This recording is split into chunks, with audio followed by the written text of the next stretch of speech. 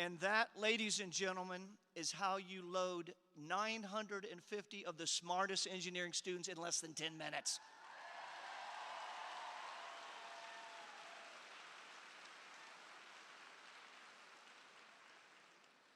Okay, somehow my script got disheveled here, so excuse me on that. And we will get started here in just a moment. Apologies.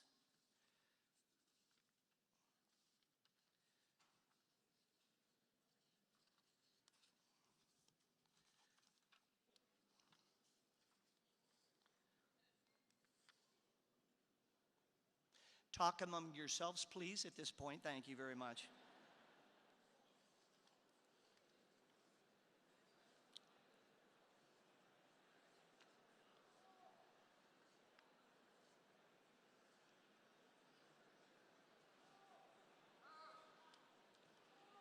Okay, we're going to get started here. I am without my first 2 pages, and so we are going to just wing it here today.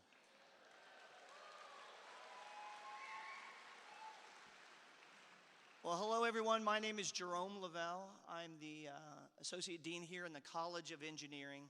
And on behalf of our entire Engineering Wolfpack family, I'd like to welcome everyone to the 2026 induction ceremony for the graduates of our great College of Engineering and their induction into the Order of the Engineer and the profession of the computing professional. Let's start with a big round of applause.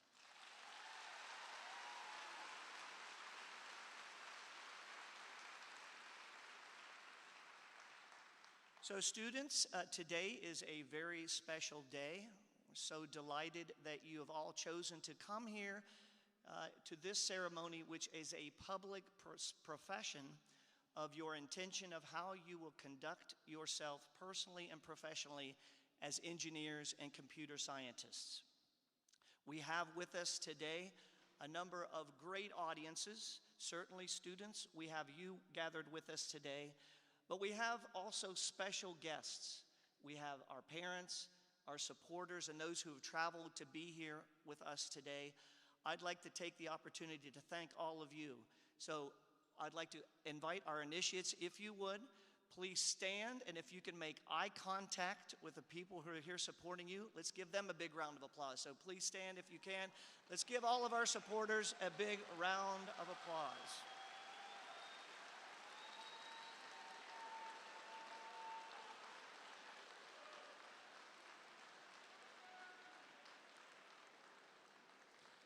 We thank all of you for being here today. Now, one final comment before we begin some of the ceremonies today. Astute observers of the audience may have noted that we have some initiates who are wearing different colored gowns among our initiates today.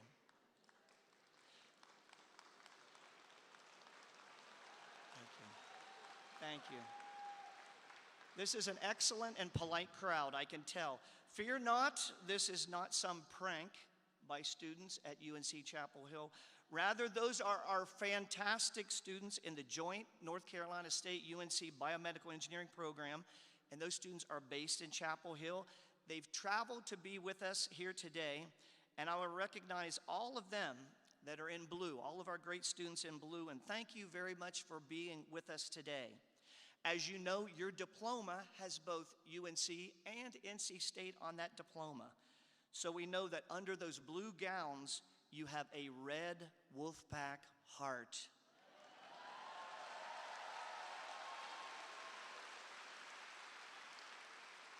So thank you for being here today.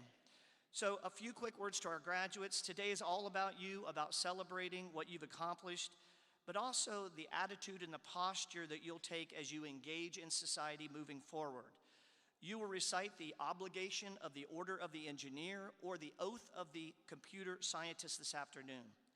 And I hope that you will take that moment to reflect on all the long hours that you've put in over the last years and know that all of that hard work has been worth it. Your engineering or computer science degree is a platform for you to do amazing things. Whether you're headed to graduate school or entering the workforce, or doing something other that's awesome as well. I hope you feel well equipped to solve problems and to do all of this with the spirit of ethics, high character, and remembering the incredible responsibilities you have to improve society for all people. This is the 103rd anniversary of our great college, and graduates, we want you to know that we know you will be doing great things to carry on this legacy. I mentioned you initiates. I think very graciously wanted to thank all of our guests, but you would have also noticed that we have representatives from our department who are here today, and I'd like to take a moment to recognize our departmental representatives. So students, if you would like, as I recognize your faculty representative, feel free to let your outside voice shine through. From biological engineering, we have Professor and Department Head, Dr. Darrell Scotty Scott. So please stand up. Stand up, Dr. Scott. Stand up. Very good, right? Very good. We have from the Lampe Joint Department of Biomedical Engineering at NC State and UNC Chapel Hill, Associate Teaching Professor and Associate Director of Undergraduate Studies, Dr. Naji Husseini is here. Dr. Naji. We have from Chemical Engineering, Assistant Teaching Professor, Dr. Leah Granger. Leah is here. From Civil Construction and Environmental Engineering, Assistant Teaching Professor and Coordinator of Advising, Dr. Meredith Martinez. From Computer Science, Teaching Professor and Director of Undergraduate Programs, Dr. Sarah Heckman is here. From Electrical and Computer Engineering, Professor and Senior Associate Department Head for Undergraduate Affairs, Dr. James Tuck is here. From the Fitz Department of Industrial and Systems Engineering, Teaching Professor, Dr. Corey Cassatt is here. From Material Science and Engineering, Teaching Professor, Dr. Alexei Golyuk is here. Alexei. From Mechanical and Aerospace Engineering, Professor and Associate Department Head, Dr. Tarek Eschiki. From Nuclear Engineering, Extension Assistant Professor and Director of Outreach, Retention, and Engagement, Lisa Marshall is here. Lisa. From Paper Science and Engineering, Teaching Professor, Dr. Med Bird is here. And from Textile Engineering, Dr. Philip Bradford is here.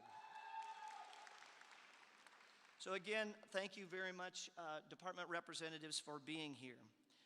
I'd also like to thank those who have recognized this incredible event today. Gabe Wickel, our Student Services Manager, and his team, Mr. Charles Hall, who's our Director of Engineering Marketing Communications, and our engineering ambassadors who served as marshals. Thank you to all of those folks as well. Let's give them a big round of applause.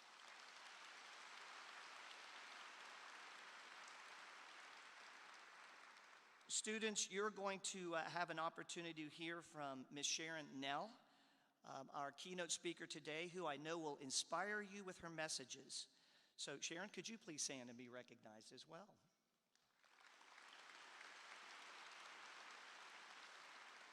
You heard me introduce Dr. Sarah Heckman, the Director of Undergraduate Programs in Computer Science. Also, Dr. David Parrish, our Assistant Dean in Academic Affairs. Could both of you please stand? They'll be part of the ceremonies today.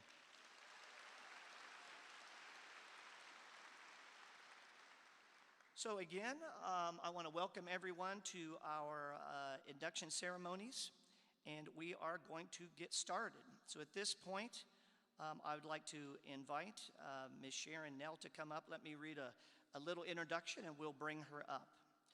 So Sharon Nell is a person that teams call when things get complicated.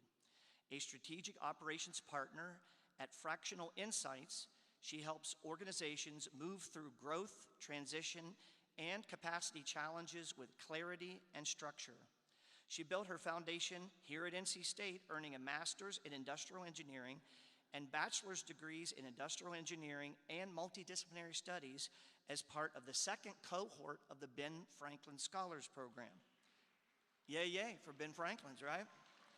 She later completed her MBA at Wake Forest. Before launching her consulting practice, Sharon spent 25 years at John Deere in various leadership roles across manufacturing, supply chain management, and project management.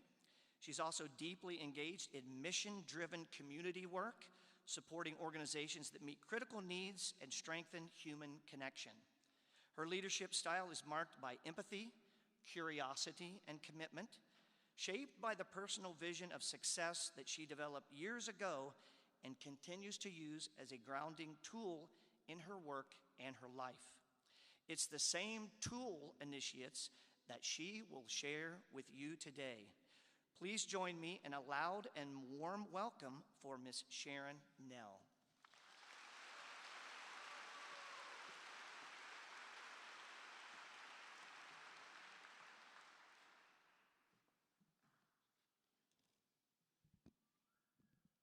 Thank you, Dr. Lavelle.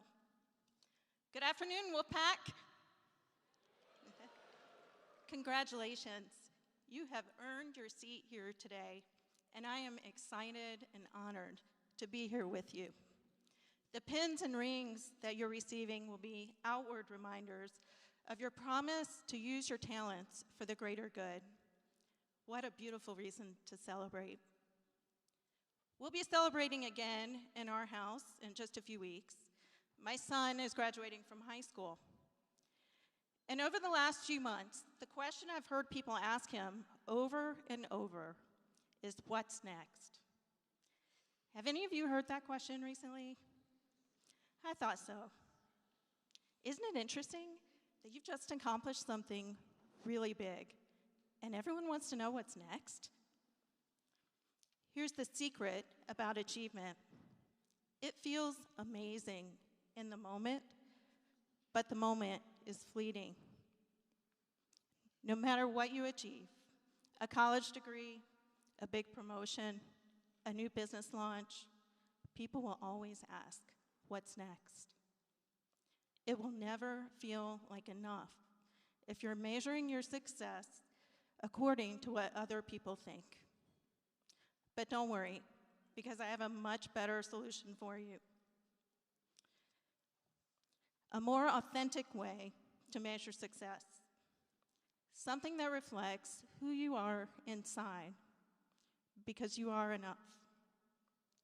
This tool will help you see success differently, not as achievement, but as fulfillment, which comes from living into your personal values and finding your place in the community.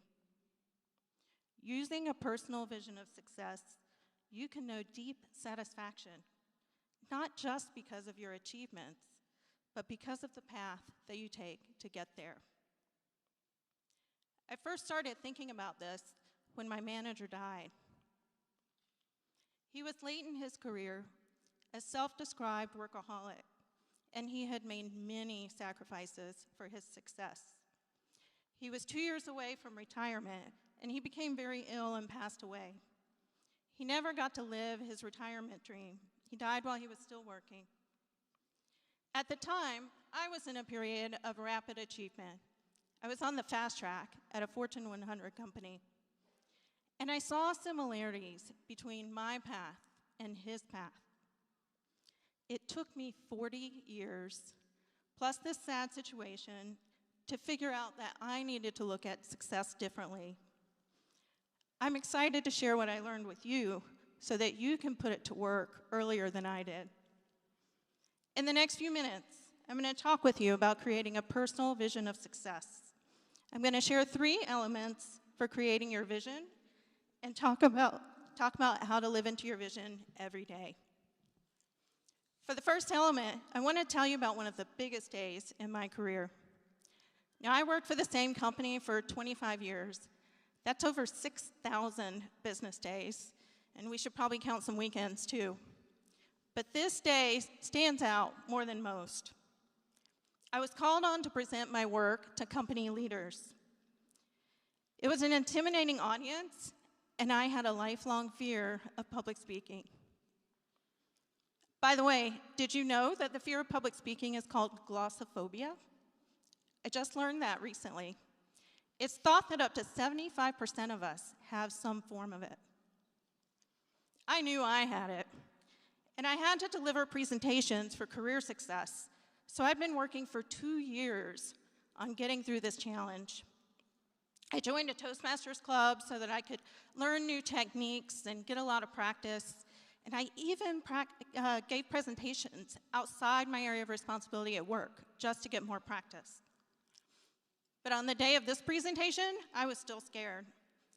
My palms were a little sweaty, my body was trembling, but somehow I managed to pull off a confident demeanor. And for the first time in my life, I nailed it. It felt so good. I was getting compliments from peers and from leaders. One of the leaders even stopped someone else in the hall and said, "Hey, you really missed this great presentation that Sharon just did." The validation felt amazing. But the next day, everyone moved on to whatever was next. Now, that feeling of validation didn't last, but something else did. I'm someone who really values learning, growth, and courage. So the fulfillment that I got from winning the battle with myself, from working through my fear, stays with me to this day. The internal work I did as I lived into my values was the real win that day. Here's what I learned.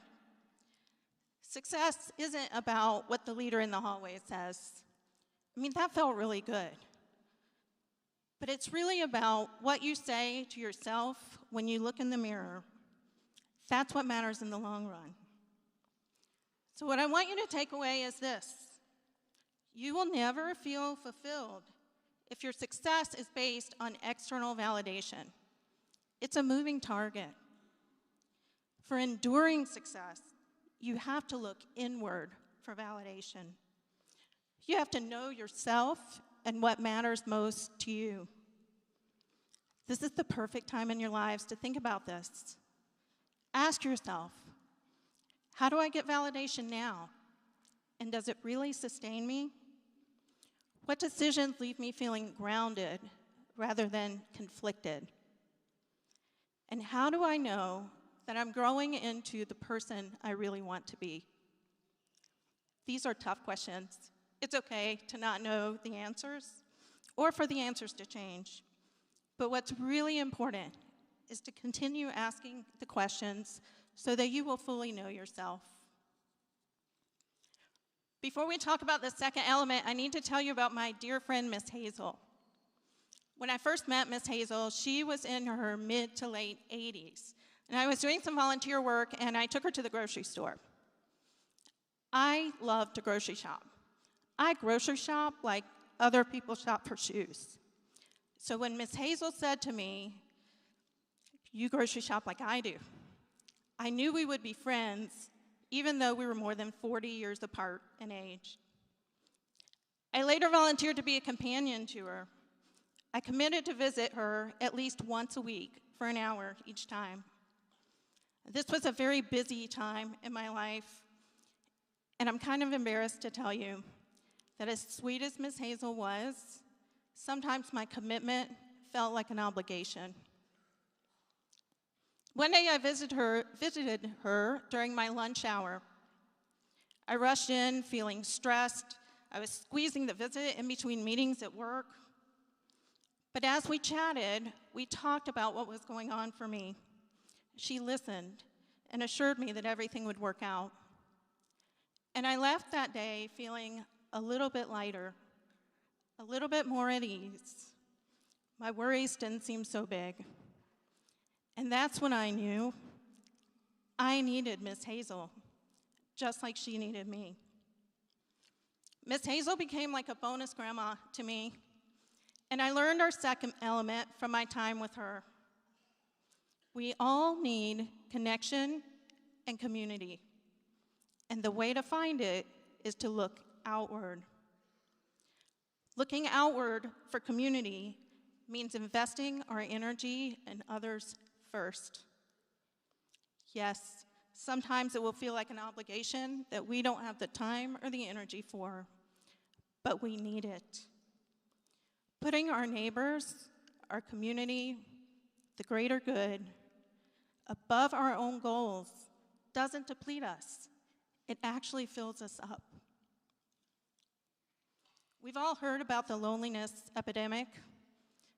2024 Gallup data indicated that adults ages 18 to 34, that's most of you, reported the highest rates of loneliness. The most popular solution is to take time each day to reach out to others. Someday you may find yourself feeling unfulfilled or even lonely. And when that happens, I want you to remember Miss Hazel and know this. To have true success, the kind that fills you up and stays with you, you must expand your vision by looking outward for community. The purpose of your life is greater than your work. Building community will create connections and help you find the meaning that you're looking for. I've talked about looking inward for validation and looking outward for community. These are two strong elements for your personal vision of success. To introduce the last element, I'm going to tell you one more story. I shared about my manager's tragic death. Soon after that, I made a big change. This is what was happening. My son was little at the time. He was only 4. He was in preschool. And my husband and I were in the grind. We both had very demanding jobs. And we were moving so fast that we were literally throwing cups of Cheerios in the back seat at him, at our son, so he could eat on the way to school. And every night, I ran to pick him up from school at the last minute, and he was one of the last kids there. I was feeling exhausted, irritable, stressed, and I realized I was giving my son the worst of me. My life was out of sync with my values, and I needed to make a change. I took the steps we talked about. I looked inward for validation, outward for community, and with that, I decided to change from full-time work to part-time work. For me, this was a really bold move that felt scary. My manager told me it wasn't possible. Nobody would hire me. I knew that it meant jumping off that fast track and missing opportunities for career growth. And I also knew that it defied the expectations of everyone around me. After all, I'm an engineer with 2 master's degrees. Didn't I want a big career? I was afraid of disappointing my family, of what people would think, of losing the reputation I had worked so hard to build. I wonder if you can relate to this. So far, you've been following a path that others laid for you. Finish high school, check. Get a college degree, check. Get a job, or maybe more college, maybe a check. That path doesn't end. It keeps going. There's marriage, promotions, children. I was on that path, but it wasn't working for me anymore. So here's what happened. I chose courage over expectations. I risked employment by insisting on a part-time arrangement that was almost never done. I established new boundaries for myself, and I accepted that some people wouldn't understand, and yeah, they might judge me for it. And I'm so happy to tell you that it worked. The changes I made positioned me to fully live into my personal definition of success. Here's what I learned. It's really uncomfortable when our personal vision of success differs from what's expected. Choosing courage over expectations means valuing our own vision of success more than the expectations. And here's what I want you to take away. When you look inward for validation and outward for community, you may find that your vision of success is different from what other people envision for you. It's okay if that scares you, but you can't let fear get in your way. Choose courage over expectations so that you can become the person that you really want to be. I promise to leave you with a tool for viewing success in a more authentic way. Looking inward for validation, looking outward for community, and choosing courage over expectations are the core elements for creating a personal vision of success. But what does it mean to live into it every day? How do you go from envisioning fulfillment to actually living a life of fulfillment? A vision only matters when you put it to work. Otherwise, it's just a nice idea. Putting your vision to work means using it as a tool. Do you need to make a difficult decision? Align it with your vision. Are you worrying about what other people will think? Return to your vision. Are you unsure about whether a big challenge is really worth it? Check in with your vision. It's okay to refine your vision as you go through life. In fact, you probably should. But you must always keep it in front of you and let it guide your way. Thank you for the opportunity to be here today. The last thing I'm going to leave you with is one sentence to sum up our time together. It's one of my favorite movie quotes from the cult classic, The Iron Giant. You are who you choose to be. Now, you can choose to chase the fleeting moments of external validation, or you can choose to be grounded and fulfilled through your personal vision of success. Go forward and choose wisely. Thank you and congratulations.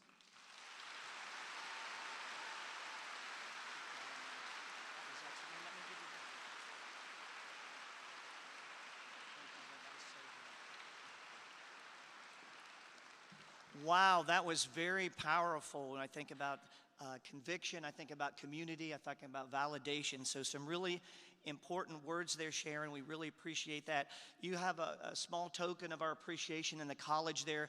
You also have version 1 of a new initiative we have this fall. We're going to be giving our new first-year engineering students a shirt to give to their parents. It says, College of Engineering, NC State, love you, Mom and Dad.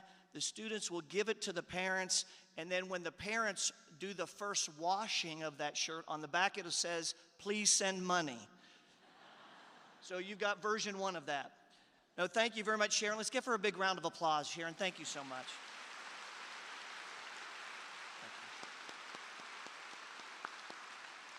Okay, inductees, parents, supporters, it's time now for you to be initiated into the Order of the Engineer for our engineering students, or the Pledge of the Computing Professional as part of the computer scientists here. But before I do that, I want to give you a chance as communities to rise. We started this about 15 years ago, this Order of the Engineer, which is really sort of like the Hippocratic Oath that those who graduate from medical school go through. It's a public profession of the expectation. It draws on the code of ethics that all of our engineering disciplines have. And so it used to be when we had 60 students and then 100 students and 200 students and then 300 and 400 students, we would ask the students to come up and we'd shake their hand and they would put their hand through the ring and they would sign their certificates.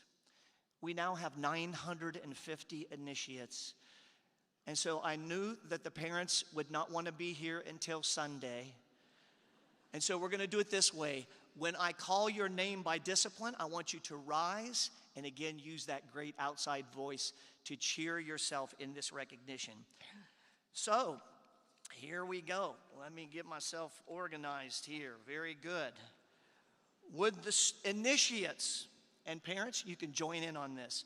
Would the initiates from the biological engineering program, along with parents and supporters in the audience, and the great department representative, Scotty Scott, if you are able, please rise, stand, and make some noise and be recognized.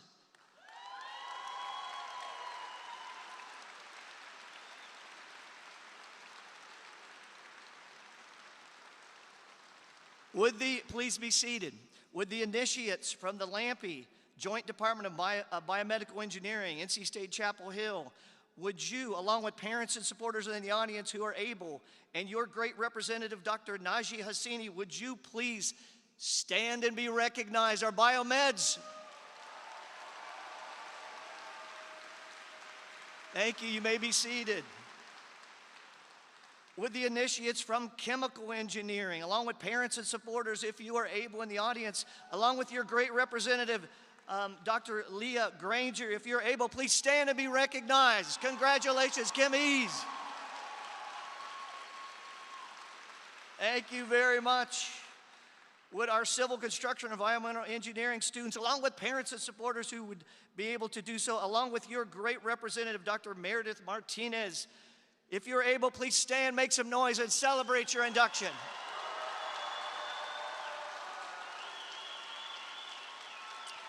You may be seated. Would our computer science students and parents and supporters who are able, along with your department representative, Dr. Sarah Heckman, if you're able, please stand and celebrate yourself. Congratulations, computer scientists. You may be seated. Would our electrical and computer engineering students and parents and supporters who are able, along with your great representative, Dr. James Tuck, if you're able, please stand and celebrate your induction, please. Hey. Congratulations, you may be seated.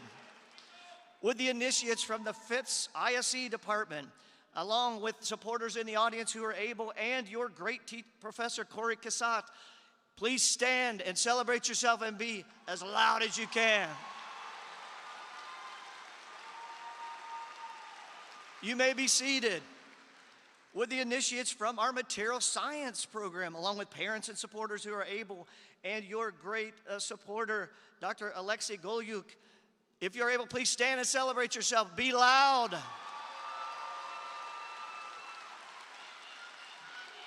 You may be seated. Would our initiates from mechanical and aerospace engineering, along with parents who are able to, and your great supporter, Dr. Tarek Ashiki, stand and be loud. Mechanicals. Yeah.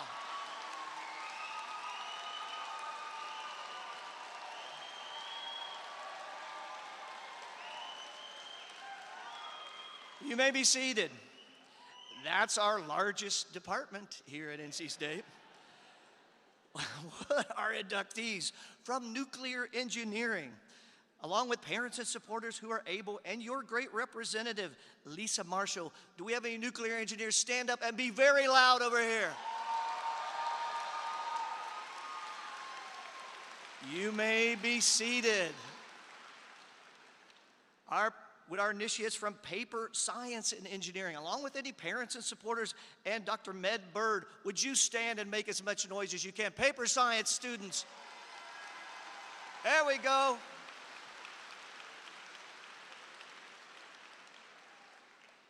And would our students from textile engineering, along with any parents and supporters who can, and your great supporter, Dr. Philip Bradford, would you stand and be as loud as you can?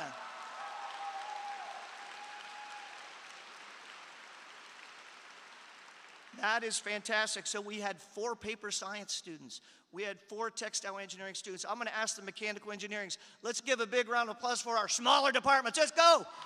Give it up. Go.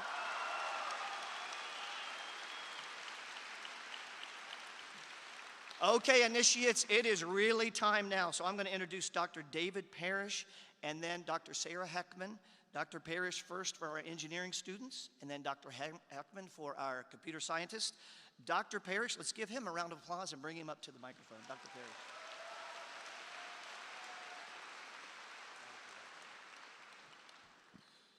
Thank you, Dr. Lavelle. Hello, inductees. Let me offer my sincere congratulations to all of you. This part of the induction ceremony relates to inductees with degrees in engineering.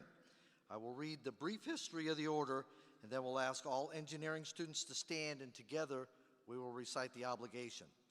When you checked in, you received a packet, and within that packet is the ring that you ordered and a small card with the obligation on it, both of which we will use as part of the ceremony.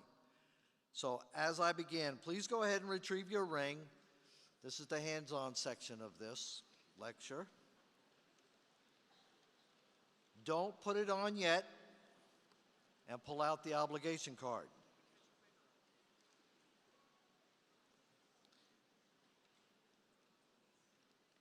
Now, the history of the order. The Order of the Engineer was begun in 1926 when our engineering counterparts in Canada recognized the special obligation of engineers to one another, to their profession, and to the public they served. They decided to recognize those willing to subscribe to the Code of Ethics for Engineers by inviting them to join the Order of the Engineer. Based on the model of our Canadian counterparts, the Order of the Engineer was established in the United States in 1970. As you are accepted into the Order, you will receive a steel ring to be worn on the little finger of your working hand. The history of the ring ceremony relates to the construction of a bridge across the St. Lawrence River in Quebec in the early 1900s. The bridge required several years to complete construction, and in August 1907 it collapsed, becoming an ugly tangle of structural steel, tragically enclosing the bodies of 75 workers. After an investigation, construction was started again in September 1916, and as the center span was being raised, it fell again, resulting in another 13 fatalities. The bridge was built a third time without incident in 1917 and is still in use today. Needless to say, this was a traumatic project. However, it spawned a movement. Legend has it that one of the twisted iron pipes from the first bridge failure was sliced into rings and worn by engineers on that project to remind them of their solemn responsibilities. After accepting the obligation, you will be presented with your steel ring. You're to wear the engineer's ring on the small finger of your working hand so that it will remind you every time you sign a set of plans, contract documents, or design specifications of your obligation as an engineer. The success of the projects that we as engineers work on and the lives of people involved in those projects may depend on your engineering work. The ring you receive is a symbol of the strength and continuity of your profession. The engineer's ring says to all who see it, here is an engineer, a person with special technical knowledge and publicly avowed dedication to their profession and the public it serves. You must accept the obligation seriously and with pride in yourself and your profession. Please consider the words of the obligation carefully and remember always that our special knowledge carries with it the obligation to serve humanity with complete sincerity, honesty, and integrity. We can never anticipate all the challenges we shall face as we work on our designs, but we are honor-bound to foresee all that we can and keep the public welfare uppermost in our mind. Now, initiates, this year we have a special circumstance. Our keynote speaker, Ms. Sharon Nell, will also be inducted along with you into the Order of the Engineer. So at this point, I invite all inductees for the Order of the Engineer, including Sharon, to stand and recite the obligation with me, which can be found on your card.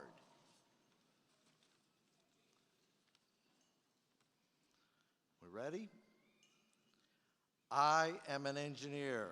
In my profession, I take deep pride. To it, I owe solemn obligation.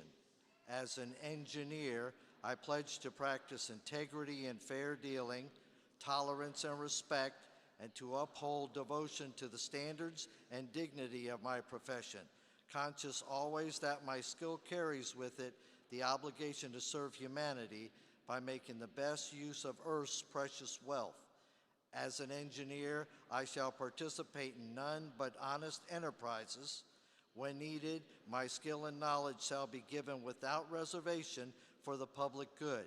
In the performance of duty and in fidelity to my profession, I shall give my utmost.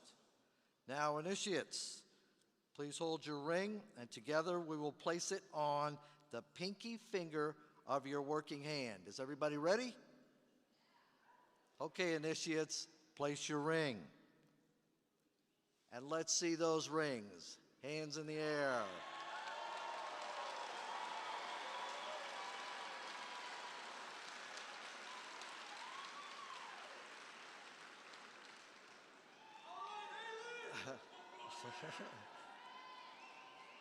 Please take your seats.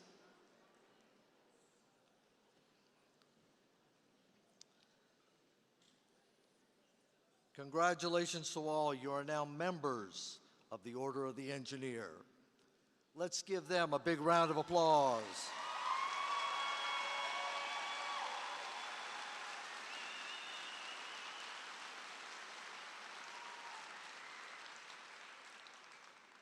And please note that also in your package is the certificate that you can sign and display. It's all suitable for framing. Again, congratulations, and go back.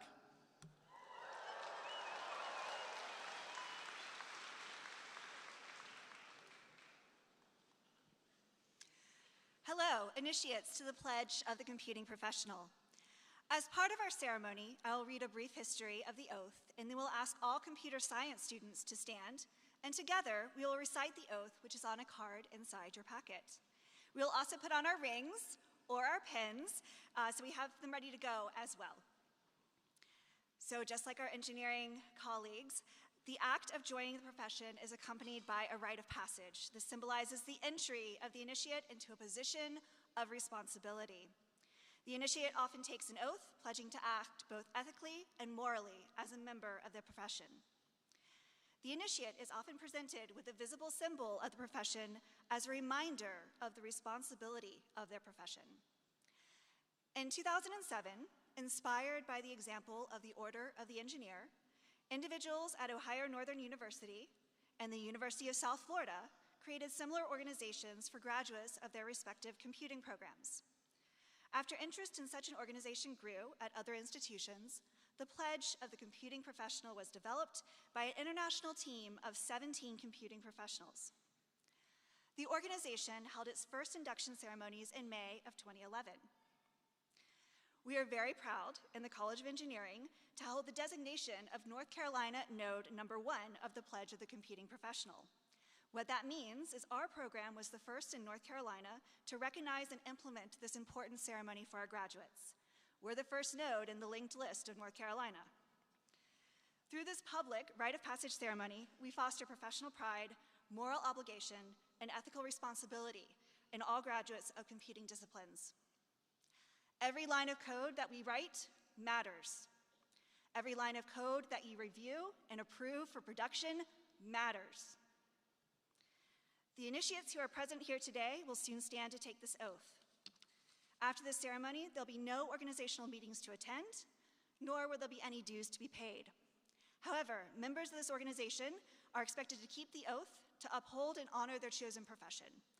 The certificate and lapel pins or rings that each of our initiates receive here today will serve as visible reminders of this oath through their professional careers. I invite all initiates for the Pledge of the Computing Professional to stand and recite the oath with me. I am a computing professional. My work as a computing professional affects people's lives, both now and into the future. As a result, I bear moral and ethical responsibilities to society. As a computing professional, I pledge to practice my profession with the highest level of integrity and competence.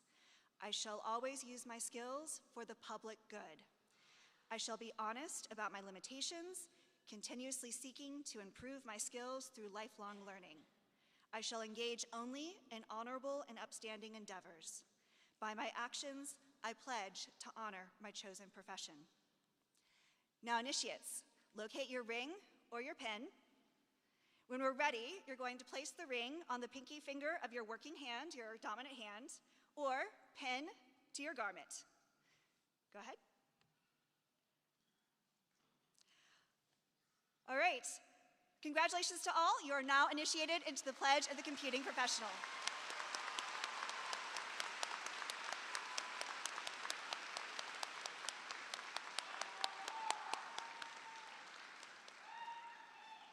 You may be seated. And note that in your packet you do have a certificate as well that is also suitable for framing. Again, congratulations.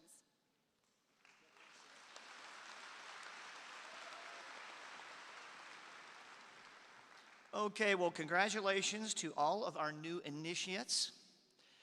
We talk a lot about the engineering family here at NC State. We have over 12,000 students now here in the college and over 75,000 living alums. Let me just ask, do we have any living alums in the audience? Raise your hand, living alums, and let's give all of our alums a big round of applause. All of our alums, welcome back to campus.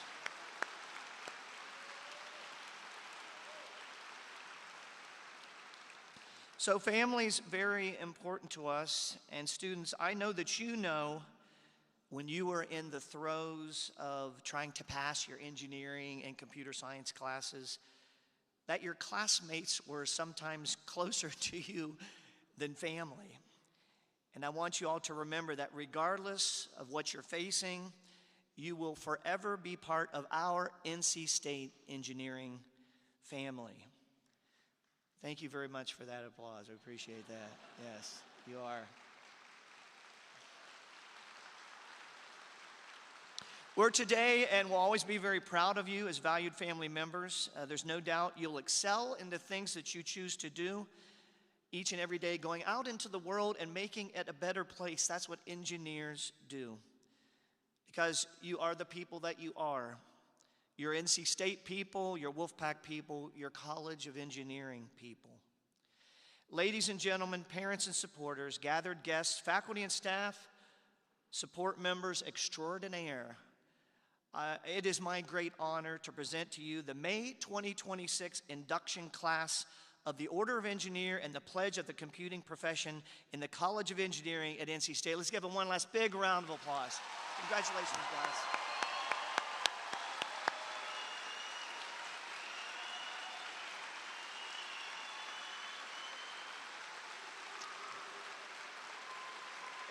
Yeah, yo. Wow.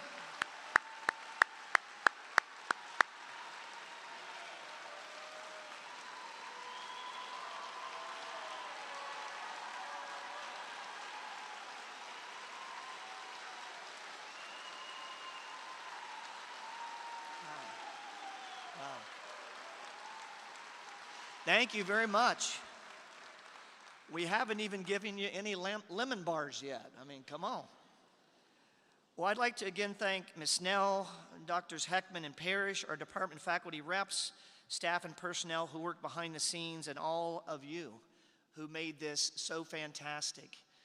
Those of you that haven't been here before to witness this very special event, you can check it off on your life bucket list now. So sincere thanks to everyone. In closing, a reminder to and an invitation to everyone gathered here to please join us. We have a great reception just adjacent here in what's called the Talley Student Center lawn, the Stafford lawn, to say hello, to take pictures, to get hugs from the Associate Dean if you want one, and have some refreshments. Family and guests, in terms of logistics, please go out the front of the building, and then you can catch up with your initiate out near the front of the building or in the lawn. Initiates, for your logistics, as you exit the floor here and exit Reynolds, the key phrase is keep moving. So we want to keep moving you down the aisles and out of the building so you can get connected with the folks who are here to support you. Also, if you have an issue with your lapel pin or the size of your ring, our great organizers have thought of everything. So we have stations out on the lawn where you can exchange your ring if you need to exchange that. So again, congratulations and best wishes to all of you as we go forward. Initiates, if you would, please stand.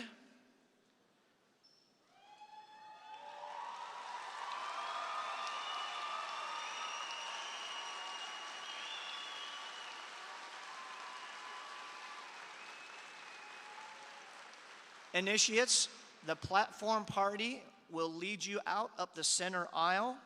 We will follow the marshals. We will exit from the front to the back, row by row, just like you marched in. So again, congratulations.